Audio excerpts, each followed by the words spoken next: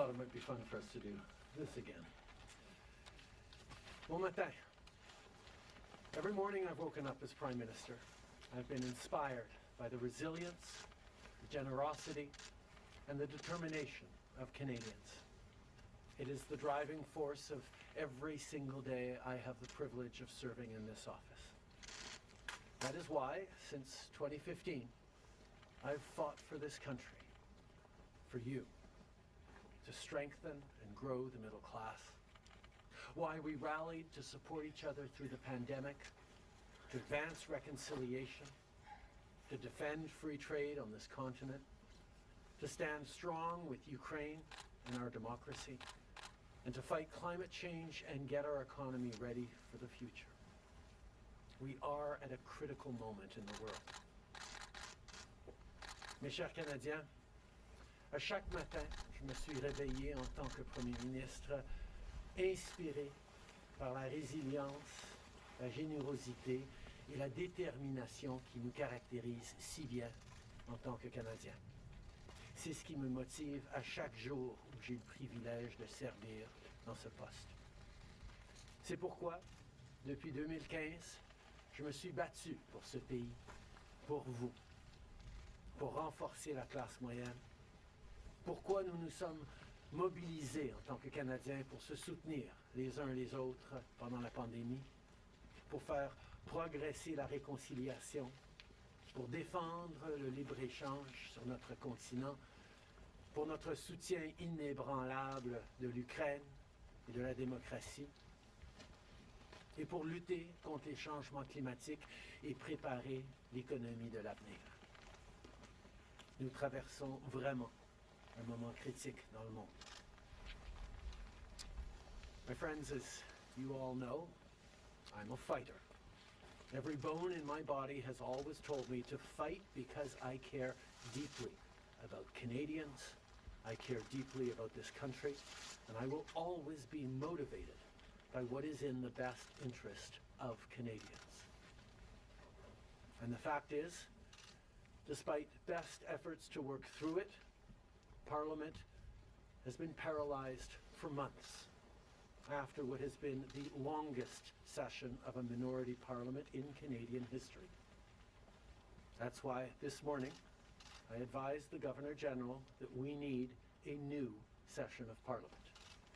She has granted this request, and the House will now be prorogued until March 24th. Over the holidays, I've also had a chance to reflect and have had long talks with my family about our future. Throughout the course of my career, any success I have personally achieved has been because of their support and with their encouragement. So last night over dinner, I told my kids about the decision that I'm sharing with you today.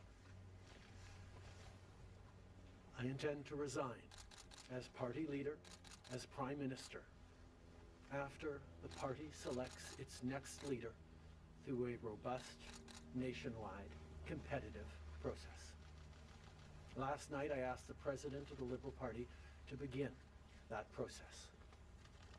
This country deserves a real choice in the next election, and it has become clear to me that if I'm having to fight internal battles, I cannot be the best option in that election. Mes chers amis, comme vous savez, je suis un fighter. Dans mon fort intérieur, je me suis toujours battu parce que je me soucie profondément des Canadiens. Et je serai toujours motivé par ce qui est dans le meilleur intérêt des Canadiens. Et le fait est que malgré tous les efforts déployés pour passer à travers, le Parlement est paralysé depuis des mois, après ce qui a été la plus longue session de Parlement minoritaire dans l'histoire de notre pays.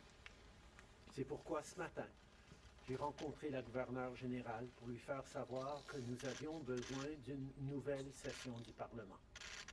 Elle a accédé à ma demande et la Chambre sera donc prorogée jusqu'au 24 mars.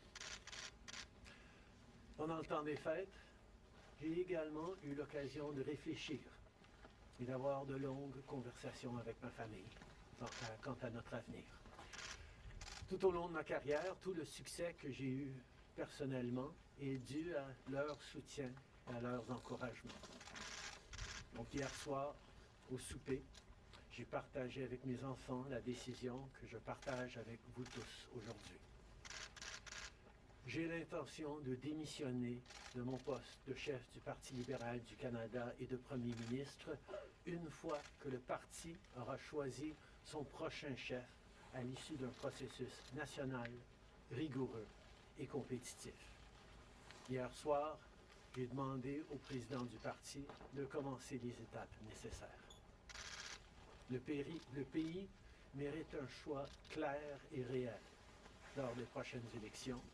Il est devenu évident pour moi que si je dois me concentrer sur des batailles internes, je ne peux pas être la meilleure option lors de ces élections. Le Parti libéral du Canada est une institution importante dans l'histoire de notre grand pays et de notre démocratie. Un nouveau premier ministre et chef du parti portera les valeurs et les idées du Parti libéral dans la prochaine élection. J'ai hâte d'observer le déroulement de ce processus dans les mois à venir. Nous avons été élus pour la 3e fois en 2021 pour renforcer l'économie après la pandémie et faire progresser les intérêts du Canada dans un monde complexe. Et c'est exactement ce que je vais continuer à faire, ce que nous allons continuer à faire pour les Canadiens.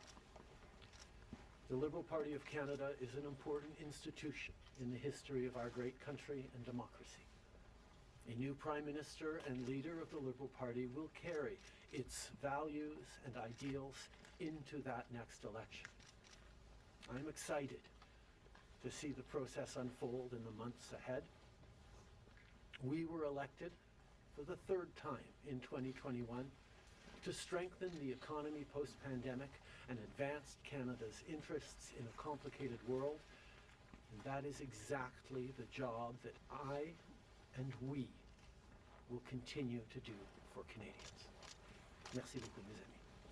Thank you, Prime Minister. We'll now go to questions, starting with Laurence Martin, Council Canada. Bonjour, Monsieur Trudeau. Vous vouliez le faire, ce combat contre Pierre Poilievre. Des batailles internes, il y en a dans votre parti depuis plusieurs mois déjà. Pourquoi est-ce que vous décidez d'abdiquer maintenant? Qu'est-ce qui vous a fait changer d'avis? Comme vous savez, je ne suis pas quelqu'un qui recule facilement devant un combat, surtout un combat si important pour le parti et pour le pays. Mais je fais ce job parce que l'intérêt des Canadiens et le bien-être de notre pays, de notre démocratie, me tient à cœur. Et c'est devenu clair que je ne peux pas être le chef dans les prochaines élections à cause des batailles internes. Ensuite, As you all know, I am a fighter, and I am not someone who backs away from a fight, particularly when a fight is as important as this one is. But I have always been driven by my love for Canada, by my desire to serve Canadians, and by what is in the best interests of Canadians. And Canadians deserve a real choice in the next election. And it has become obvious to me with the internal battles that I cannot be the one to carry the Liberal standard into the next election. Vous êtes au pouvoir depuis près de 10 ans. Le Canada a changé avec votre gouvernement. S'il y a une réalisation que vous pourriez nommer, dont vous êtes le plus fier, je sais qu'il y en a plusieurs, mais s'il y en a une, et peut-être un regret aussi. En 2015, on a été élu sur une promesse de travailler pour la classe moyenne dans ce pays. Et c'est ce qu'on a pu faire. On a réduit la pauvreté, on a aidé énormément les familles, on a créé une économie qui fonctionne pour bien plus de monde en se préparant pour un avenir et plus numérique et où les changements climatiques vont avoir un plus grand impact. On a fait énormément de travail avec les Canadiens. Le Canada est meilleur à cause du travail que nous avons tous fait au cours des dernières années. Un regret, je continue à penser que si notre système électoral aurait été changé pour que les gens puissent mettre un premier, un deuxième, un troisième choix sur le bulletin, les partis auraient passé plus de temps à regarder les points qu'ils avaient en commun pour être les deuxième ou troisième choix des voteurs, plutôt que de voir la polarisation que nous avions. Mais je ne pouvais pas de façon unilatérale changer notre mode de scrutin dans ce pays. Next question. We got elected in 2015 to fight for the middle class, and that's exactly what we've done over the past years. We reduced their taxes, we increased the benefits to families, we made sure the economy was focused on working for everyone and not just a few, and that has changed. That has dropped poverty rates in Canada, that has brought more people into the workforce, that has moved us forward on reconciliation in a way that has deeply improved the opportunities and success of Canadians despite the incredibly difficult times the world is going through right now. There's lots more work to be done, and I know that this party and this country and Canadians will keep doing it. If I have one regret, particularly as we approach this election, well, there are probably many regrets that I will think of, but I do wish that we'd been able to change the way we elect our governments in this country so that people could simply choose a second choice or a third choice on the same ballot, so that parties would spend more time trying to be people's second or third choices, and people would have been looking for things they have in common instead of trying to polarize and divide Canadians against each other. I think in this time, figuring out how to pull together and find common ground remains something that is really important for democracies, but I could not change unilaterally without support of other parties our electoral system. That wouldn't have been responsible. Prochaine question. Tonda McCharles, Toronto Star. Prime Minister, up until 3 weeks ago, you were intending to stay, and it seems that the event 3 weeks ago of Ms. Freeland coming out and saying you were firing her as your finance minister was the catalyst that brought us here today. So can you explain your side of what happened there? Chrystia has been by my side for close to 10 years now. She has been an incredible political partner through just about everything we have done as a government and as a party over the past decade. I had really hoped that she would agree to continue as my Deputy Prime Minister and take on one of the most important files that not just this government but this country is facing, but she chose otherwise. In regards to what actually happened, I am not someone who's in the habit of sharing private conversations. Chrystia a été depuis presque 10 ans maintenant à mes côtés en tant que partenaire politique essentiel à presque tout ce qu'on a réussi en tant que gouvernement, en tant que parti. J'aurais vraiment souhaité qu'elle choisisse de continuer en tant que ma vice-première ministre et qu'elle prenne un des dossiers les plus importants auxquels les Canadiens et notre gouvernement va faire face dans les mois à venir, d'ici les prochaines élections. Mais elle n'a pas voulu. Mais par rapport aux détails, je ne suis pas quelqu'un qui partage les détails de conversations privées. You spoke about the Liberal Party as an institution and the internal battles right now, but I'm wondering if you feel that another leader will have more success than you will at beating Pierre Poilievre in the next campaign. Pierre Poilievre's vision for this country is not the right one for Canadians.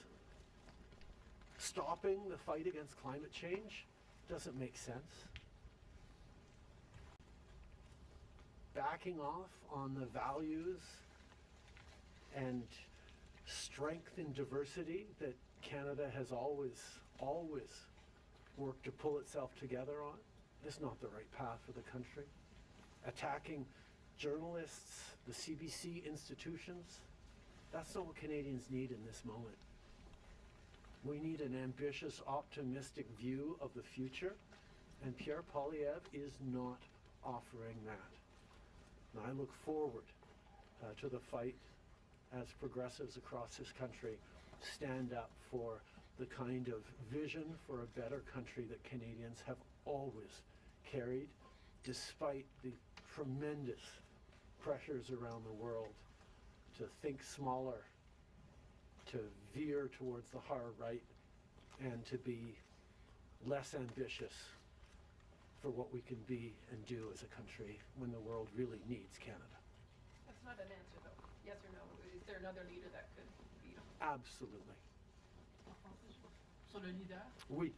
Non, mais- Est-ce que vous Pierre pouvez Poilievre. élaborer en français, s'il vous plaît? Merci. Pierre Poilievre a une vision profondément petite et erronée pour ce pays, si même on accepte qu'il ait une vision, de reculer sur les droits fondamentaux, d'arrêter la défense, la lutte contre les changements climatiques, de ne pas investir dans une économie plus verte, plus inclusive, de toujours chercher des divisions entre les Canadiens plutôt que de rassembler pour faire face à l'avenir de façon optimiste et ambitieuse.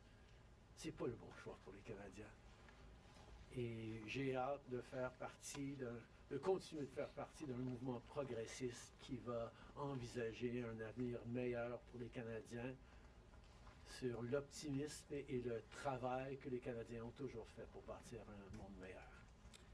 Next question. Hélène Buzetti, les corps d'information.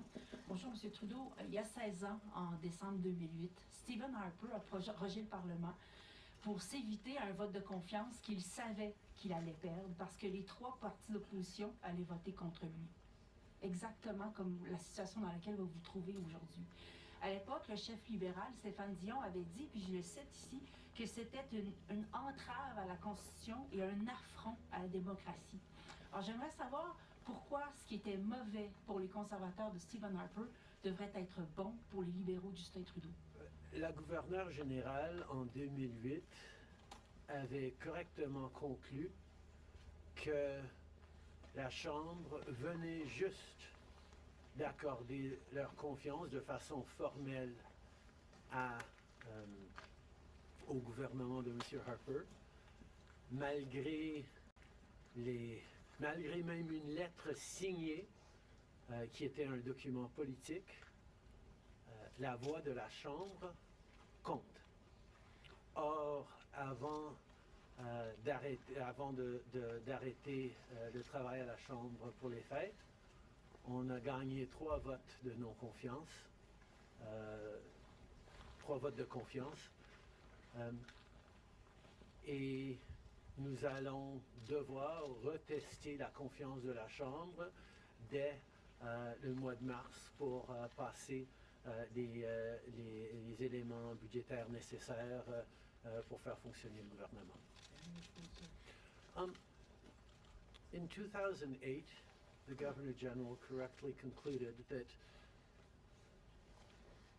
because the very last times in the previous weeks that the confidence of the House had been tested, it had passed that confidence test, Stephen Harper continued to have the confidence of the House, and it actually would bear out because as soon as they came back from the prorogation, Stephen Harper won a confidence vote once again.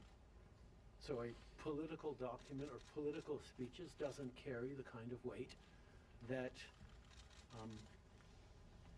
winning a confidence vote means. But this prorogation will take us only into March, and there will be confidence votes in March in the passing of supply that will allow Parliament to weigh in on confidence in a way that is entirely in keeping with all the principles of democracy and the workings of our strong institutions. Mais avec respect, M. Trudeau, y a-t-il pas quelque chose un peu antidémocratique de suspendre la possibilité du Parlement d'exprimer sa non-confiance le temps que votre parti se cherche un sauveur? Est-ce qu'il ne devrait pas plutôt juste se référer aux électeurs et de déclencher dès maintenant une élection? Hélène, je pense que tu as très clairement vu, comme tout le monde dans la galerie de presse parlementaire, à quel point le Parlement ne fonctionne plus depuis plusieurs mois. On est pogné dans une question de privilège, il y a des motions d'obstruction constantes et on a pu très peu accomplir pendant les derniers mois au Parlement. Le Parlement a besoin d'un reset, a besoin de se calmer un peu les pompons pour se remettre au travail pour les Canadiens et pas à faire de la petite politique constante, ce qu'on est en train de voir des conservateurs. Donc, ce reset a deux éléments. Une prorogation pour que, justement, on recommence avec une fraîche approche au Parlement.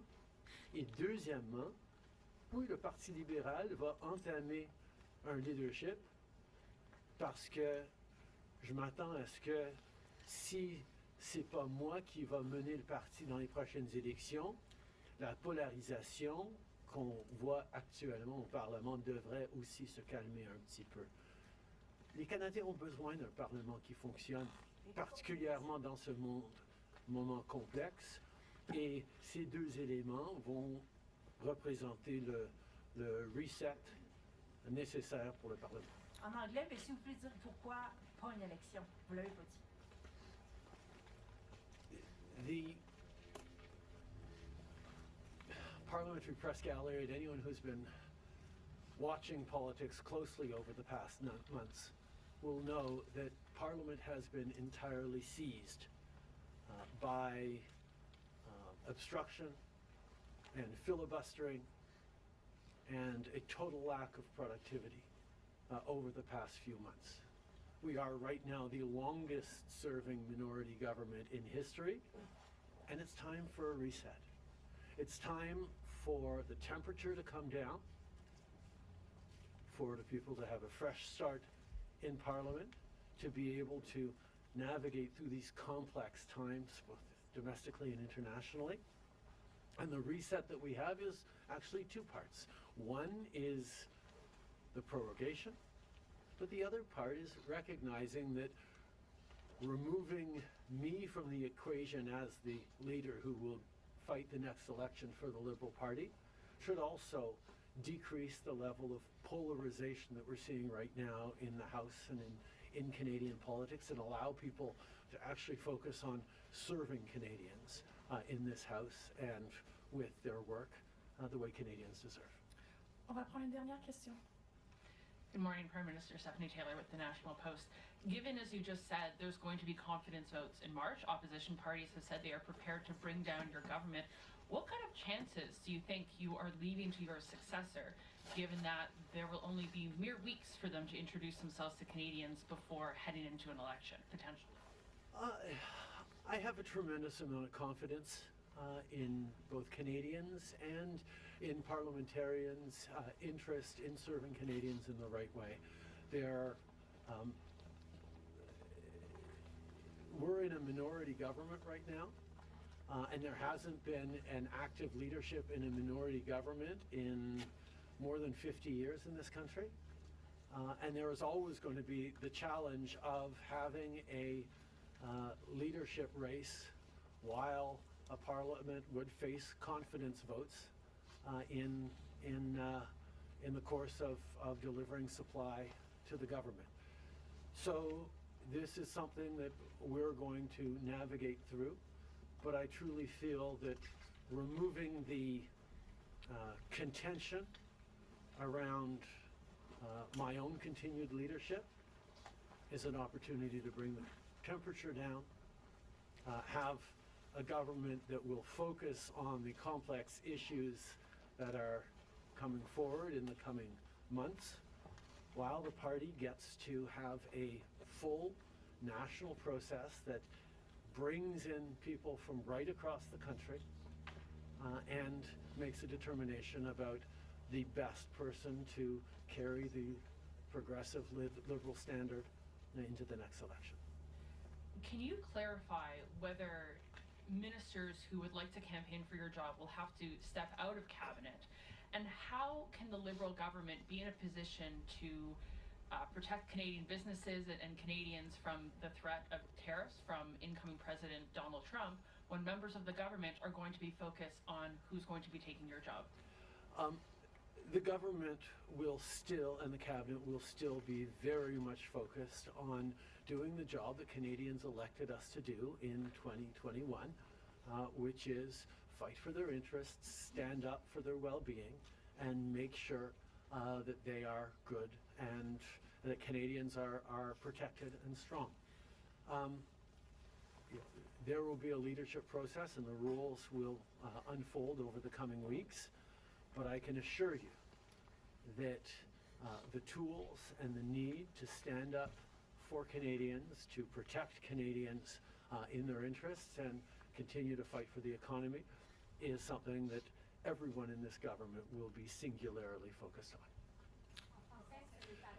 Je peux souligner que, évidemment, les règles et les conditions du leadership du Parti libéral vont être discutées dans les semaines à venir, mais le gouvernement qui a été élu pour protéger les Canadiens et leurs intérêts dans un monde très complexe, qui a été élu le plus récemment en 2021, va continuer ce travail avec un focus et une emphase singulière sur ce qui est dans les intérêts des Canadiens, pendant que le parti fait ce dont il a besoin pour avoir un processus de leadership.